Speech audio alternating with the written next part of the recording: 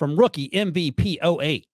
He asked, Rick, I'm curious what NFL general managers think of mock drafts. If they see a mock draft having the team draft a player they didn't think of, or if a mock draft has ever had an effect on a pick they made. I would say absolutely not. That a mock draft had ever had an effect on whether we were going to take a player or not. You would not say that out loud if it were true either.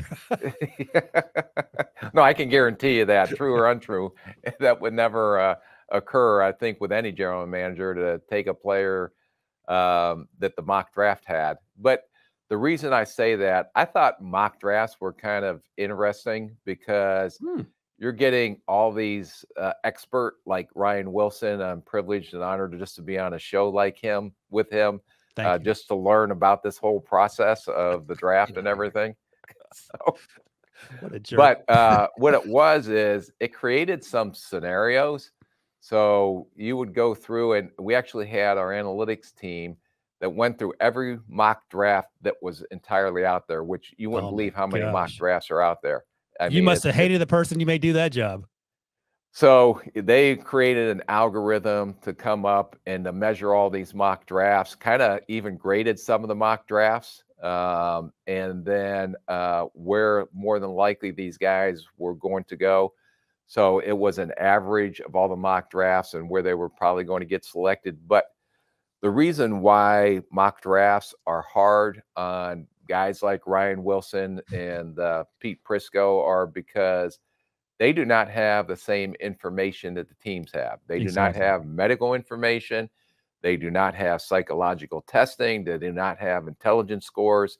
They have not sit in an interview. And when you sit there and watch tape with a player and trying to have him explain why he's doing this on tape or why they were doing this, they don't have all the background information and the private investigation that a lot of teams will put resources towards to make sure you understand who's coming in the building. So there are a lot of other ancillary things that will never be made public, will never be made to the media, but teams will have all this information. So you never relied, or I never relied, I don't think any GM ever relies on a mock draft except for some exercises. Okay, if Ryan Wilson's mock draft, which not this last one, maybe the earlier one, which is a little bit better, we'll get it better as we go forward. Right. But if this happened, who would we take if this was left on the board and we were picking? So it kind of gives you a little bit of guidance and maybe some scenarios to go through.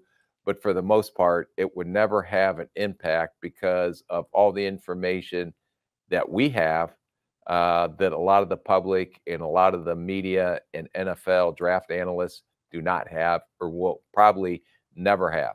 Yeah, you know what? That's a couple important points there. It is not surprising that you don't consult mock drafts as a guiding light, but it is also not surprising that you do in-house mock drafts just to get an idea of what draft night might look like in terms of trade scenarios, in terms of what other teams in front of you might do based on what your needs are. And finally, your last point is probably the most important one.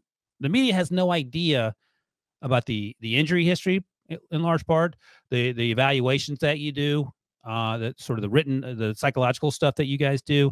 And that's part of the reason, you know, I try to reach out to folks in the league and that I have as sources who will tell me sometimes, well, this is something that you don't know about this player. And that's the whole point. The whole point is to try to be better than just your average Joe media mock draft guy. And it's not easy, but to your point, I will never have the resources of the Minnesota Vikings, for example, because I make minimum wage and the Minnesota Vikings are a $100 million organization.